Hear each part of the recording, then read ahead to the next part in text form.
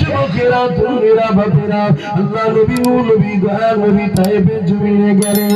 এদিকে চতুর্দিকে মানুষেরা আল্লাহ নবীকে ঘিরে ফেললেন, পাথর ছুঁড়ে ছুঁড়ে মারতে লাগলেন। যুবক একটা বার ভেবে দেখো তোমার জিন্দেগির কি দাম, আমার জিন্দেগির কি দাম? যাকে না বানালে আল্লাহ কায়নাত বানাতো না, যার ঝুলি থেকে কায়নাত এখনো খেতে পাচ্ছে।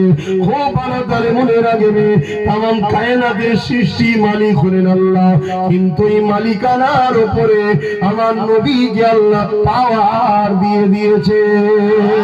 অর্থাৎ খাজানার চাবি, সম্পদের চাবি, ধন দৌলতের চাবি, আল্লাহর ভান্ডারের চাবি আমার রাসূলুল্লাহকে আল্লাহ দিয়েছে। আর একটু খুলে বলি বুখারীর হাদিসটা শোনো, আনা কাসিমুল্লাহ ইউতি বানানে ওয়ালা মাওলা আল্লাহ, বাতনে ওয়ালা আমার রাসূলুল্লাহ। এই যুবকেরা, তুমি আমি দুনিয়ার জমিনে যা পাই সবই আল্লাহই দেয়। তবে মনে রেখে দিও, নবীর দরবারে আল্লাহ দেয়, নবীর ঝুলিতে আল্লাহ দেয়, ওখান থেকে কায়নাতে বন্ধন হয়। আকীদা ঠিক করে গো। আজকে নামাজের বাহার রয়ে গেল, মসজিদের বাহার রয়ে গেল, সব রয়ে গেল। দাড়ি টুপি পীর সাহেবের অভাব নেই, পীরজাদার অভাব নেই, আলে উলামা মুফতির অভাব নেই, মুসলমানের অভাব নেই। শুধু অভাব রয়ে গেল দুটো জিনিসের, নবীর প্রেম আর আদব হৃদয় থেকে বেরিয়ে গেল। এই নবীর আদব প্রেমটা হৃদয় থেকে বেরিয়ে যাওয়ার জন্যই তো আমরা চোরকে দেখো ভয় লাগে, মাতালকে দেখো ভয় লাগে, খুনিকে দেখো ভয় লাগে, চরিত্রহীনকে দেখো ভয় লাগে। কিন্তু যাদের হৃদয়ে ঈমান ছিল, তারা বদরের জমিনে যখন দাঁড়িয়ে গিয়েছিল, 1000 আবু জেহেলের লোক ছিল, তাদের হাতে তরোয়াল ছিল। আর তারা যারা নবীর পক্ষে ছিল, তাদের সংখ্যা 313 ছিল। আবু জেহেলের সংখ্যা 1000-এর অধিক ছিল। তাদের আগে ঢাল ছিল, তীর বল্লম ছিল, ঘোড়া ছিল, উট ছিল। আর তাদের অন্তরে ঈমান ছিল, তাদের দিকে মাত্র 313 জন ছিল। হাতে কোনো তরোয়াল ছিল না, খাজুরের ডাল ছিল। হাতে কোনো যুদ্ধের সামান ছিল না, খাজুরের ডাল নিয়ে দাঁড়িয়েছিল। গায়ে লোহার ড্রেস তো দূরের কথা, জামাটাও ছিঁড়া ফাটা ছিল। আবু জেহেল বাহিনী ঘোড়ার পিঠে ছিল, আর সাহাবারা খালি পায়ে ছিল। সাহাবাদের জিজ্ঞাসা করা হয়েছিল, ও মুহাম্মদ নবীর প্রেমিকেরা, তোমরা কোন সাহসে বদরে দাঁড়িয়ে রয়েছো গো? কাদের মোকাবেলায় তোমরা নেমেছো গো? আবু জেহেলের দিকে সৈন্যবাহিনী রয়েছে, সুসজ্জিত ট্রেনিং প্রাপ্ত যোদ্ধা, লোহার ড্রেস পরে রয়েছে, হাতে তরোয়াল রয়েছে, তীর রয়েছে, বল্লম রয়েছে। তোমাদের তো খালি গায়ে, জামাটাও ছিঁড়া ফাটা, হাতে শুধু খাজুরের ডাল রয়েছে, কি করে মোকাবেলা করবে? সাহাবারা বলেছিল, হে বিশ্বের মানুষ শুনে রেখে দাও, আমার নবী সাহাবারা কি বলেছিল? ওদের হাতে ঢাল থাকতে পারে, তরোয়াল থাকতে পারে, তীর থাকতে পারে, বল্লম থাকতে পারে, ওদের দিকে লোকও বেশি থাকতে পারে, দুনিয়াও থাকতে পারে। আমাদের দিকে কিছু নেই তো কি হয়েছে? আমাদের দিকে আল্লাহর বন্ধু রয়েছে।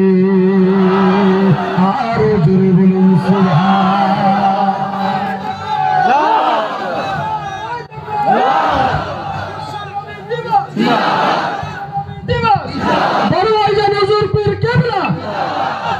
আমার স্লোগান দিতে হবে না ভাই, আমার নবীকে দিলে আল্লাহকে দিলে।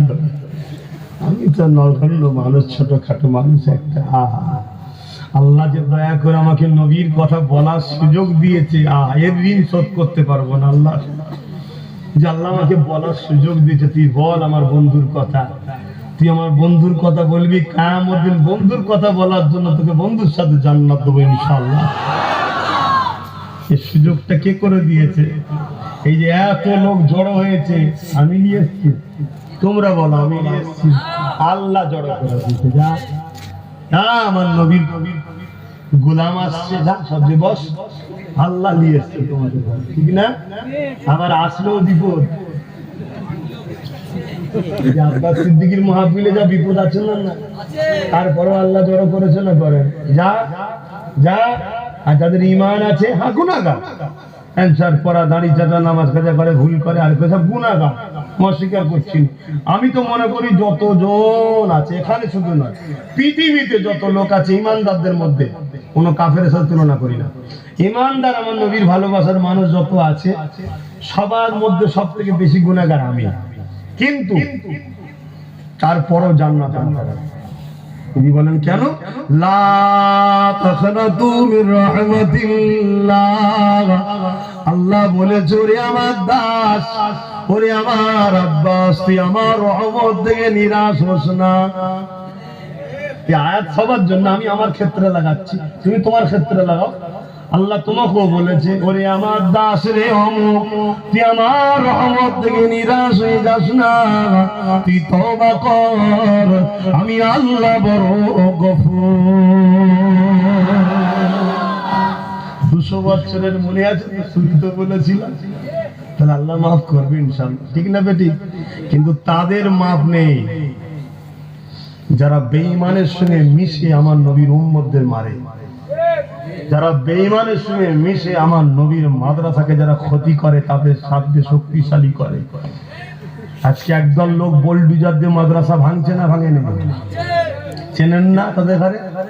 এই কারা মাদ্রাসা বোলডুজার দিয়ে ভাঙছে জানেন না? জানেন না? তাদের যদি কেউ সাথ দেয় আল্লাহ তাদেরকে ছাড়বে? এই জোরে বলেন।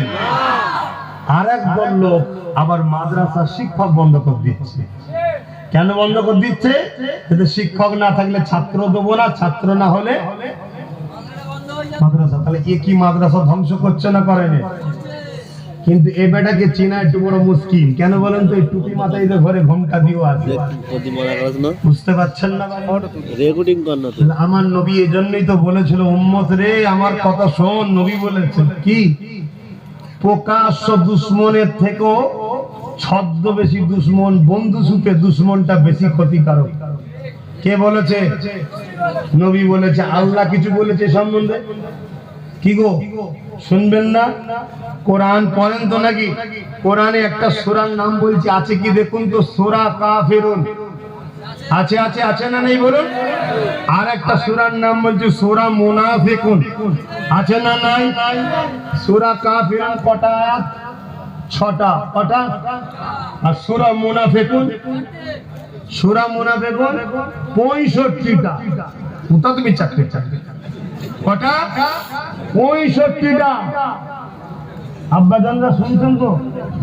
কেন আল্লাহ 65টা দিল সূরা মুনাফিকুনে? আল্লাহ বুঝাতে চেয়েছেন এটাই যে শোন, সূরা কাফিরুন 6টা আয়াতে বলে দিয়েছি কেন তাদেরকে চিনা যায়, তারা তাদের থাকবে, তোরা তোদের থাকবি।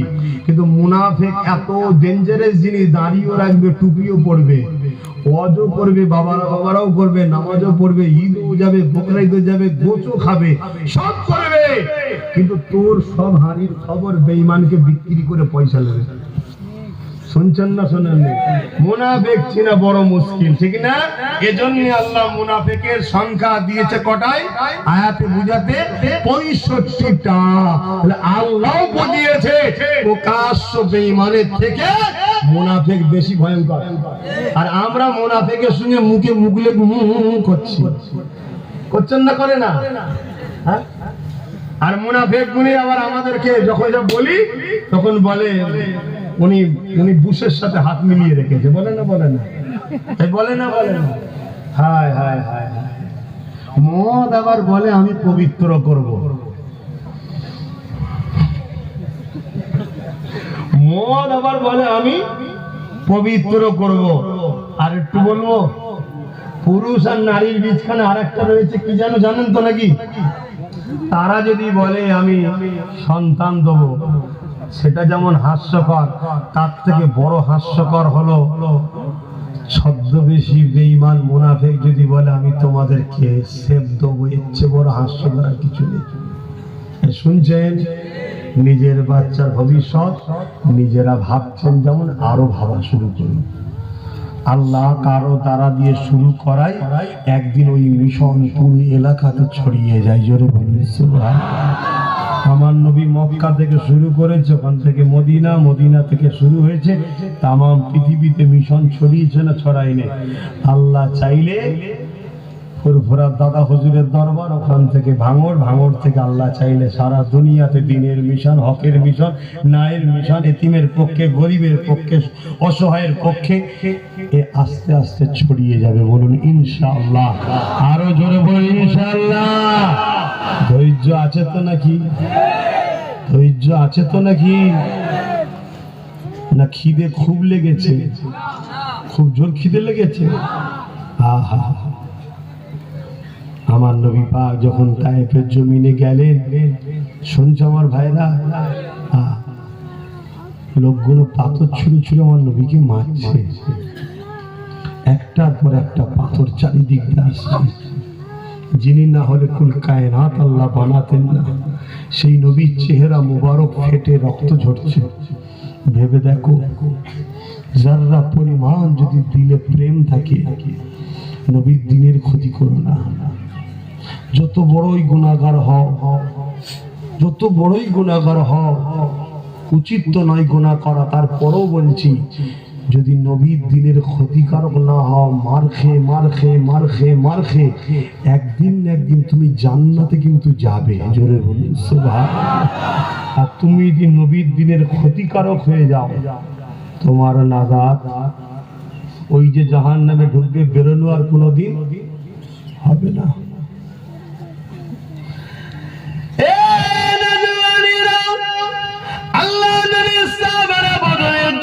পৌঁছে গেলেন, উত্তর দিয়ে দিলেন তোদের দিকে যে থাকে থাকুক, যে জায়গা আমাদের দিকে তো রাসূলুল্লাহ রয়েছে। আর আমাকে অনেক ভাইরা বলে, ভাইজান কি হবে, বাবাজি কি হবে? আরে বোকা, ওদের দিকে সৈন্য থাকতে পারে, মিলিটারি থাকতে পারে, পুলিশ থাকতে পারে, ফৌজ থাকতে পারে, সব থাকতে পারে। মনে রেখে দিও, আমাদের দিকে কিছুই যদি না থাকে, আমাদের দিকে আল্লাহ ও নবী রয়েছে। এই যুবকেরা, তোমাকে আল্লাহ পরীক্ষা নেবে। চলার শুরুটা হবে খুবই কষ্ট, কিছুটা যাওয়ার পরে আল্লাহ পরীক্ষা যখন শেষ হয়ে যাবে, বান্দা আমার হয়ে গেছে, আমার হয়ে গেছে, তখন তোমাকে আল্লাহ সাহায্য শুরু করে দেবে। তোমরা কি ইতিহাসটা ভুলে গেছো? বদরের জমিনে আল্লাহ নবী যখন পৌঁছালে, ওই কাতারটাকে নবী আমার দেখতে লেগেছে। ওই কাতারের মধ্যে দুটো ছোট ছোট বাচ্চা ছেলে দাঁড়িয়ে রয়েছে। একটু এই বাচ্চা দুটোর কথা বলবো, শুনবে? হাত তুলে বলো, শুনবে? শুনতে ইচ্ছুক তোমরা সবাই? আহা, আমরা কি করলাম?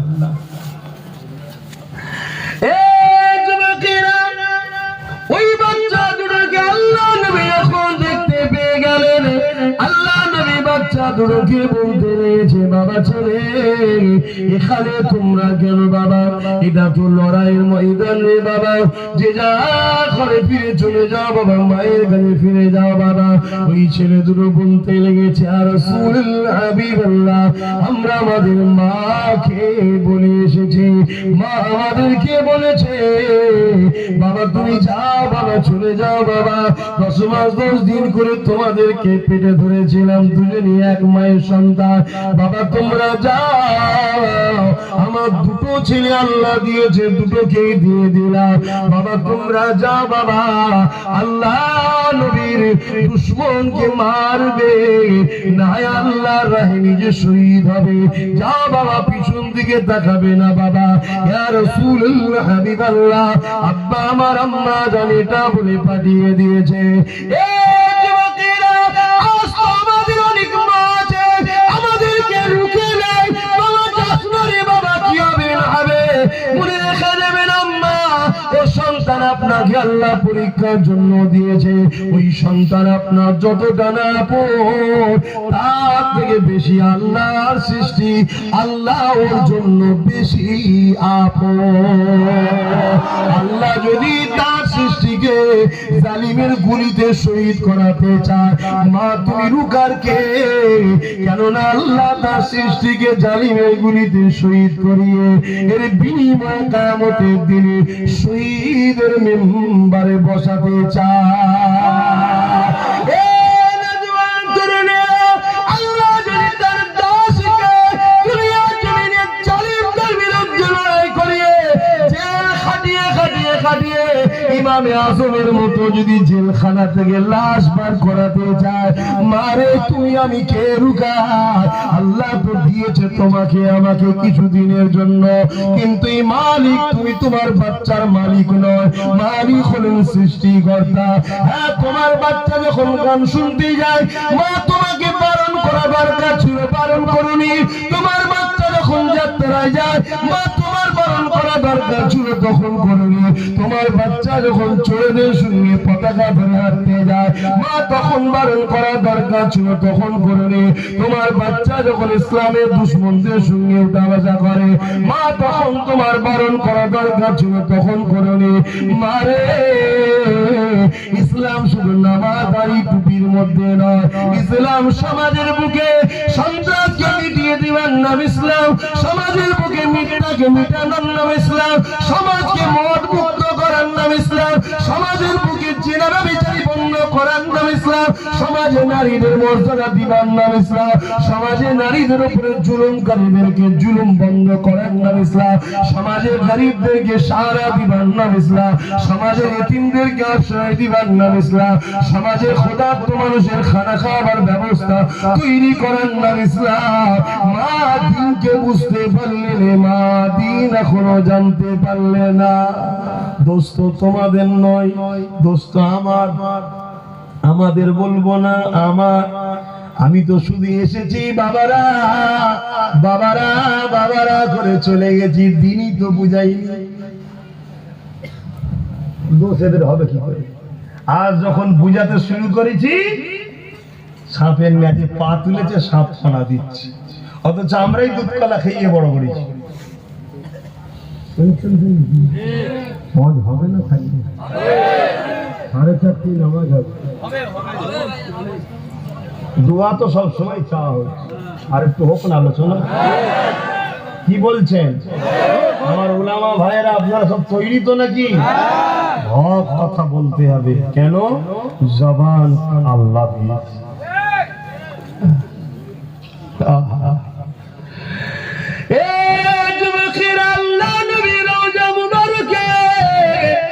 একজন মানুষ হাজির হয়ে আমার নবী পাকের শানে আলোচনা করতে লেগেছে। আলোচনা করতে করতে লোক জড়ো হয়ে গেছে, সবাই তার তারিফ করছে, প্রশংসা করছে, আর কোন গান গাইতে লেগেছে। হঠাৎ করে যখন এই মানুষটা উমর ফারুক নিয়ে আলোচনা করতে শুরু করেছে, অনেকে আস্তে আস্তে চুপ হয়ে গেল। এমন সময় দেখা যায় একটা মানুষ আগিয়ে আসলো, এসে বলতে লেগেছে, ভাই তোমার বড় আলোচনা ভালো লেগেছে, ভাই তোমাকে দাওয়াত দিচ্ছি, ঘরে চলো ভাই। বুঝতে পারছেন কথা তো? ওই মানুষটা দাওয়াত কবুল করা কাজ করলো, দাওয়াত